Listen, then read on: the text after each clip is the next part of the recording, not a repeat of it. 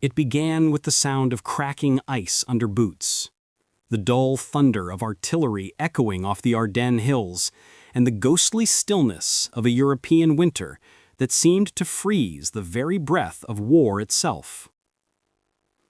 The year was 1944, and for the men of the U.S. 106th Infantry Division, the forest was supposed to be quiet. They had been told the German army was finished, that the war would be over by Christmas. But the forest had other plans. In the early dawn of December 16th, the trees began to roar with life, tanks grinding through snow, mortars lighting up the fog, and German voices shouting orders that rolled like a tide through the white silence.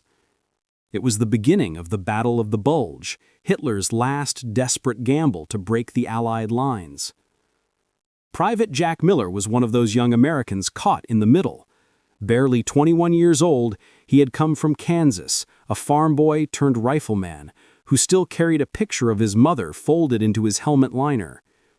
He'd been in Belgium for only 3 weeks when the first shells fell. Around him, the snow erupted in fountains of mud and blood, men shouting, radio lines cut, chaos everywhere. By the end of the second day, his unit was surrounded. The German panzers had sliced through the Ardennes, encircling the 106th Division like a noose. The cold was merciless. Rifles jammed from frost, rations froze solid, and even the dead seemed to stand in the snow, stiff like statues of war.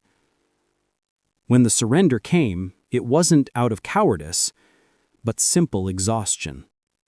There was nothing left to fight with. The Germans marched their captives through the snow, boots crunching in unison, hundreds of Americans trudging eastward toward captivity. Jack remembered the smell of diesel, the clatter of rifles, and the haunting sight of German soldiers in their own ragged winter coats, many no older than he was. Some limped, some coughed, some looked like ghosts already. At first, hatred burned hot. These were the men who had killed their friends. But the march went on for days, through villages bombed to rubble, through forests stripped bare, through landscapes where even the crows seemed to have left. Hunger and cold erased everything else. By the 5th night, the prisoners and their guards slept under the same barn roof. That was the first time Jack truly saw them, not as enemies, but as men. One guard, a young corporal named Heinrich, shared a crust of black bread with a wounded American. No one spoke, no one dared, but the gesture said everything. When they reached the camp, the prisoners found it half broken, more a collection of wooden barracks than a prison. The sign read Stalag 9B, though to most it might as well have said nowhere. Frost lined the inside of the bunks. The first thing Jack noticed was the silence. No laughter, no life, just the low moan of the wind pushing through gaps in the walls.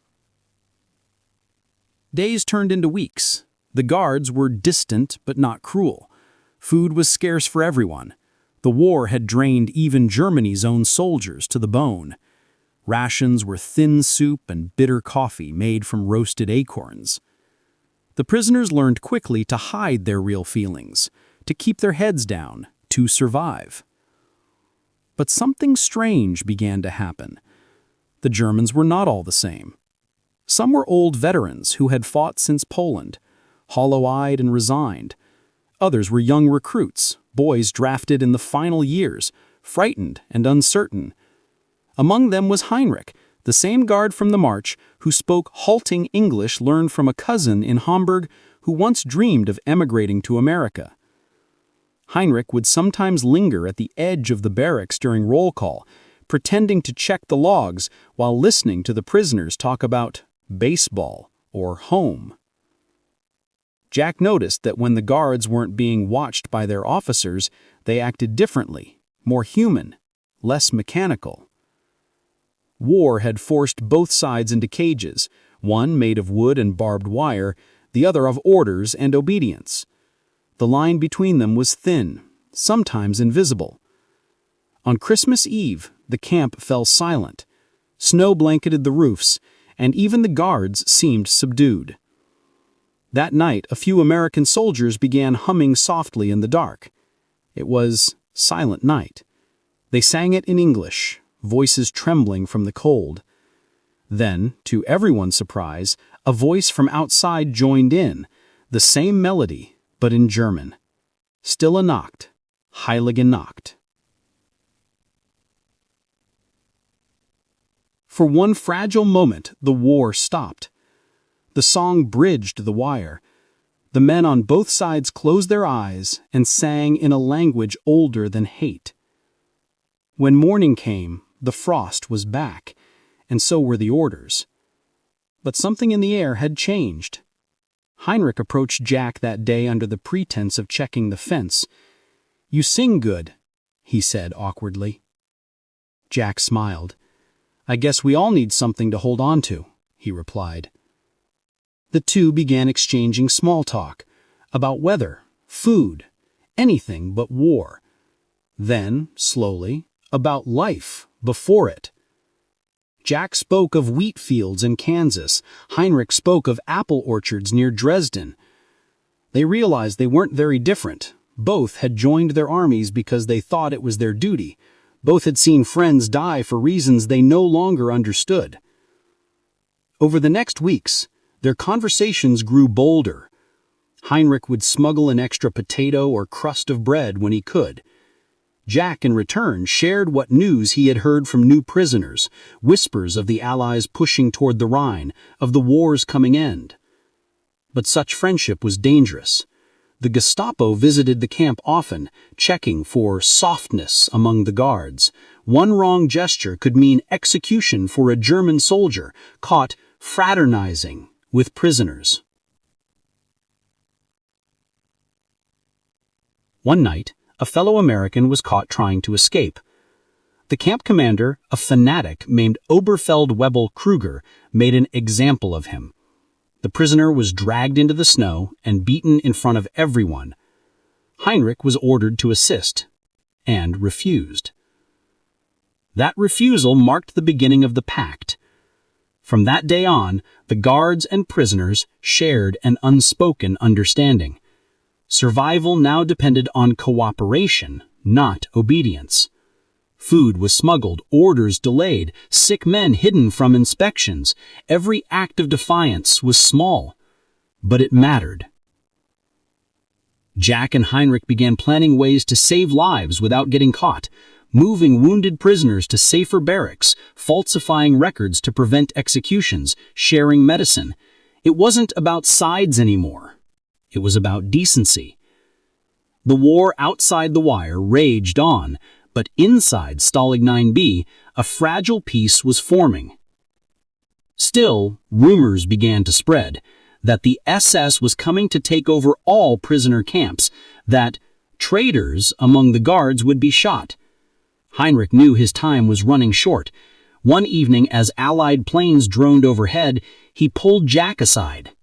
"If I am gone," he said quietly, "remember, not all of us believe in this madness." Jack nodded. "And not all of us believe every German is the enemy." That night, the sky lit up, distant artillery from the west. Liberation was coming, but so was danger, for both of them.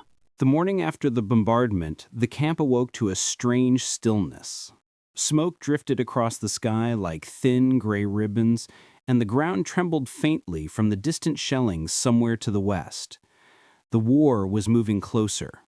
Everyone could feel it, in the way the guards whispered among themselves, in the sudden tension in the air whenever a siren wailed from far away. But inside the camp, the rhythm of captivity went on as usual. Roll call, ration line, work detail, silence. For the prisoners, the days blurred together. Time no longer marched, it limped. Each morning, Jack Miller woke to the sound of boots crunching frost outside the barracks and the muffled coughs of men whose lungs had turned to dust from cold and hunger. The barracks smelled of damp wood, sweat, and smoke from the single iron stove that rarely burned bright enough to warm even the first row of bunks. Life was stripped down to survival. Food was everything. The soup, if you could call it that, was mostly water with a floating sliver of cabbage or potato peel. Some days there was no bread at all. Men bartered with cigarette butts or scraps of tin for a spoonful more. Yet amid this starvation, something else grew. A quiet, stubborn fellowship. Jack had seen men lose their minds in the first weeks. Others simply lie down and stop moving. But he also saw gestures of fierce humanity. One prisoner sharing his last crust of bread with another, a medic using melted snow to clean a wound, laughter over memories of home whispered in the dark. Hope was the most dangerous thing to lose. Heinrich remained one of the few guards who treated them like people. Sometimes he brought news from the outside world. He'd murmur, barely above a whisper, "The Russians, they're near Berlin now." Or, "The Americans crossed the Rhine." He spoke as though each update might get him killed, which it could. Heinrich's face had changed too. The youthful sharpness had faded, replaced by exhaustion and something like shame. Jack noticed the way he avoided looking at the swastika on his own uniform, the way he lingered near the prisoners longer than duty required, as if trying to balance some unseen weight. One evening, during roll call, an old American named Sergeant Donovan collapsed in the snow. The guards hesitated. The commander would have them drag him out and leave him there. But Heinrich knelt beside him. Ist krank, he said. He is sick. Kruger, the camp commander, barked for him to stand. Heinrich didn't move. The silence stretched. Then, grudgingly, Kruger waved him off with a curse. That night, Heinrich found a way to smuggle extra broth to Donovan. Jack watched through the slots of the barracks wall as the German soldier crept through the shadows, the small lantern in his hand trembling from the wind. It was madness. If anyone caught him, it would mean prison, even execution. But he did it anyway. In those moments, the line between guard and prisoner blurred completely. It wasn't about nations anymore. It was about men trapped in the same storm. The weeks dragged on, the camp changing slowly as the front drew near. Bombers roared overhead almost every night now, the thunder of distant artillery growing louder. Sometimes the prisoners could see the flashes on the horizon, liberation flickering like lightning far away. But liberation wasn't simple. Everyone knew what happened when the SS arrived before the Allies did. Camps were evacuated, prisoners marched until they dropped, guards shot for disobedience. Rumors said the SS were executing anyone suspected of weakness towards prisoners. Heinrich and a handful of others were suddenly more careful. Their kindness became quieter. A look, a nod, a loaf of bread slipped under a coat. Jack and a few others began to form their own code of survival, a quiet network between barracks. They traded information, smuggled bits of stolen coal from the supply sheds to keep fires alive, and shared whatever news they overheard. It wasn't escape they wanted, not yet. It was endurance. One night, Jack overheard two guards talking near the fence. They said the Americans were less than 100 miles away. The commander was planning to evacuate the camp. That meant a death march. The next morning, Heinrich confirmed it. "They will move you soon," he said, his voice tight. "But if they do, not all will survive. The road is long, too cold. You must be ready." "Ready for what?" Jack asked. Heinrich hesitated, then whispered, "Maybe we don't move at all." That idea seemed insane. To defy the order meant mutiny, execution, or worse. But the seed was planted. Jack could see in Heinrich's eyes that he meant it. He was done obeying. In the following days, subtle preparations began. The prisoners started bearing supplies, bits of bread, scraps of cloth, anything that might help if they stayed hidden. Heinrich quietly spread word among the few guards he trusted. They began falsifying transport lists, marking some prisoners as too sick to move, hoping to buy time. Every moment was dangerous. Kruger grew suspicious. He'd begun to drink more, stalking through the camp at night shouting about traitors. Once, he found a hidden loaf of bread in a barracks and beat 2 men senseless before throwing them outside into the snow. They never came back. That night, Heinrich sat in the shadows outside the fence, his hands shaking. "It is ending," he said softly, "but endings can be cruel." Jack looked at him. "Why are you doing this?" Heinrich stared at the ground. "Because I've done enough of the other thing." The wind howled through the wire, carrying the faint smell of smoke from the west.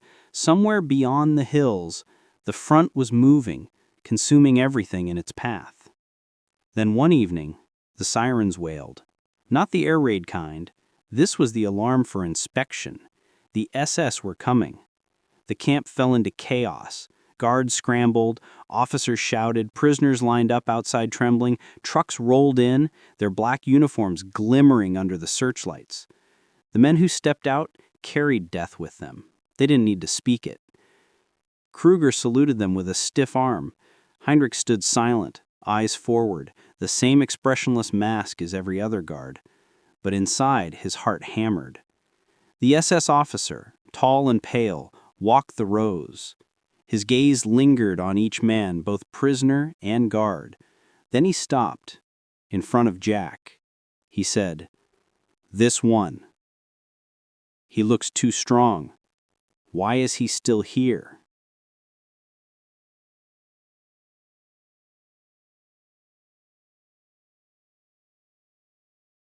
When the last strand of barbed wire fell, no one spoke. The silence carried more weight than any victory shout could. It was the silence of disbelief, the kind that comes when men realize they have stepped outside the script of war. For the prisoners and the guards at Stalag 9B, freedom did not arrive with fanfare or flags. It came like a slow, uncertain thaw after a bitter winter. Heinrich stood by the broken fence, his breath fogging in the icy air. Around him, the American prisoners hesitated, still afraid to move, as if expecting a bullet to remind them that this was only a dream. Jack Miller looked at him, then at the open gate. "What now?" he asked quietly. Heinrich's eyes darted toward the forest beyond the camp. "Now," he said, "we survive." The plan was simple and suicidal in equal measure. They would stay put for as long as possible, pretending the camp was abandoned, hoping the Allied advance would reach them before the SS did. If the SS returned, they would scatter into the woods. The guards who had joined Heinrich, 3 men out of 20, knew exactly what that meant. To defy the Reich was to sign your own death warrant. As the sun rose, the camp took on an eerie calm. Smoke from burned documents drifted from the command hut, Kruger's last act before disappearing into the forest. The prisoners searched for food, tools, anything that might help them hold out. They tore apart the officer barracks for supplies, finding a few tins of beans, some dry bread, and a cracked map of Germany. Heinrich gathered them by the stove that night, Americans and Germans together, the smell of burnt paper still thick in the air. "We have 2 choices," he said. "We wait and hope the Allies find us first, or we walk west." "West? You mean together?"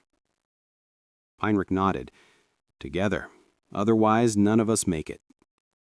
A murmur spread through the room. Some prisoners didn't trust him. How could they? Just days ago, he had been their jailer. But Jack saw something in his eyes that silenced doubt, exhaustion, honesty, and a desperate flicker of hope. "We stay 1 night, and if no one comes by dawn, we move." That night the camp became a fragile island of uneasy peace. Snow fell softly through the broken roof, settling on the bunks where men lay whispering about home.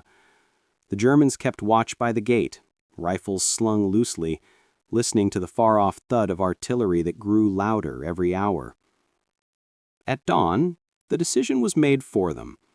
A column of smoke rose from the east, too steady to be a bombardment. Trucks. "They're coming," Heinrich said. His face was pale. The prisoners scattered into motion. Blankets, scraps of food, anything portable was grabbed. The Germans began tearing off their insignia, tossing them into the fire. There was no going back now. They split into small groups, 15 Americans and 4 German defectors, and slipped into the forest as the sound of engines drew closer. By the time the SS trucks arrived, the camp was empty, except for the wind. The forest swallowed them whole. For days they moved through snow and silence, guided by a single compass and a broken sense of direction. They avoided roads, crossed frozen streams, and slept in barns when they could. The Americans carried what little food remained. Heinrich and his men took turns scouting ahead. At first, trust was fragile. A few prisoners whispered that the Germans would betray them the first chance they got. But betrayal never came. When one of the Americans, Private Lopez, collapsed from fever, it was Heinrich who carried him for half a mile on his back. When they found a farmhouse abandoned except for a half-frozen goat, it was the Germans who insisted the Americans eat first. Each act of kindness chipped away at the wall between them. The men began to talk again, not as enemies, but as travelers bound by the same fate. On the 4th night, they found shelter in an old church half buried by snow. The stained glass windows were shattered, the altar cracked. Yet when they lit a small fire in the nave, the colored shards threw fragments of light across the walls, painting faces with fleeting color. It was there, beneath the crumbling cross, that they made their pact. Heinrich spoke first. "If we are found, we say we are all prisoners, Americans and Germans alike. We protect each other. No one is left behind." Jack nodded. "We stand together. No sides. Not anymore." The others agreed. It was simple, almost childlike in its clarity, a vow of survival that transcended the flags stitched to their sleeves. They sealed it not with a handshake, but with silence. For a few precious days it worked. They stayed hidden, rationed what little food they had, and moved only at night. Once they heard gunfire in the distance and froze for hours, hearts pounding. Once they stumbled upon the body of a German soldier lying half buried in snow, a letter still clutched in his hand. Heinrich read it aloud. It was from a child, written in crooked letters. "Come home soon, Papa." No one spoke after that. Then came the storm. Snow fell in thick sheets, blinding and endless. The wind howled like artillery. They huddled in a barn, sharing scraps of wood to keep a fire alive. The roof creaked with every gust. In the flickering light, Jack could see Heinrich's hands trembling, not from fear, but from fever. He had caught pneumonia from the march, yet he refused to rest. "If I sleep, you'll all get lost," he muttered. Jack tore part of his own coat to wrap around him. "You're not dying out here," he said. Heinrich smiled faintly. "Americans always think they can save everyone." "Somebody's got to try," Jack said. For 2 days the storm raged. They burned almost everything, crates, pews, even the old hymn books, to stay warm. Men hallucinated from hunger, seeing home in the flames. Heinrich drifted in and out of consciousness, whispering fragments of German prayers. Jack stayed beside him, feeding him melted snow. When the storm finally broke, the world outside was unrecognizable, white, silent, endless. But in the distance, they saw something that made their hearts leap. Smoke columns. Different from the SS convoys, larger, darker. American tanks. They were close. But the danger wasn't over. The road to the Allied lines was still patrolled by scattered German units who hadn't heard the war was lost. Moving west meant risking capture or worse, yet staying meant starvation. So they chose to move, slowly, carefully, through ravines and forest paths. Heinrich could barely walk, leaning on Jack for support. Behind them, the others carried the wounded. The Pact held firm, no one left behind. By dusk, they reached a ridge overlooking a small village. Below, they saw the impossible. American troops entering from the south, German stragglers surrendering from the north. The war was ending right before their eyes. For a long time, no one moved. The men just stood there, watching. Then Jack looked at Heinrich and said softly, "Looks like we made it." Heinrich's lips curved into a faint, tired smile. "Yeah, together." They started down the hill, moving toward the smoke and the sound of engines, toward the uncertain promise of peace. Behind them, the church still stood against the snow, the place where enemies had sworn, for once, to be human first. When the first American Jeep crested the hill, the survivors almost couldn't believe it was real. The white star painted on its hood glowed like a promise, and the men inside, young, dirt-streaked, armed but smiling, stared in disbelief at the ragged group approaching from the woods. The soldiers in the Jeep raised their rifles at first, but the sight before them made them hesitate.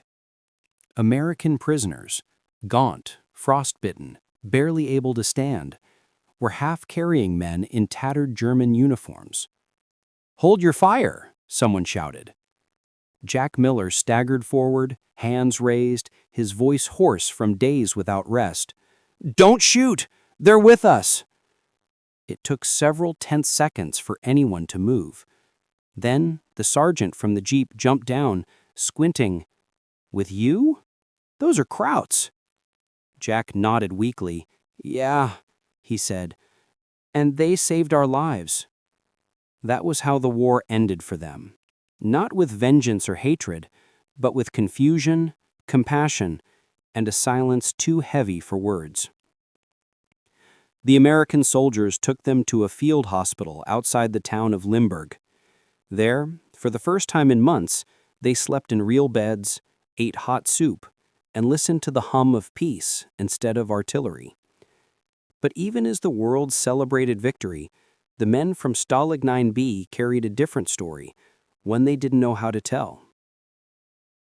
Heinrich survived the journey but collapsed upon arrival. Pneumonia had ravaged his lungs. When he woke, an American nurse stood by his bed, reading his tag with confusion. "You're German," she said softly. Heinrich tried to smile. "Once," he whispered. "Now, I don't know." Jack visited him that night, sitting by the bed. The others were resting nearby. Some too weak to walk, others writing letters home. Jack leaned closer. "They're saying we'll be sent back to the States soon. You'll probably end up in a POW camp till it's sorted." Heinrich nodded faintly. "That's fair."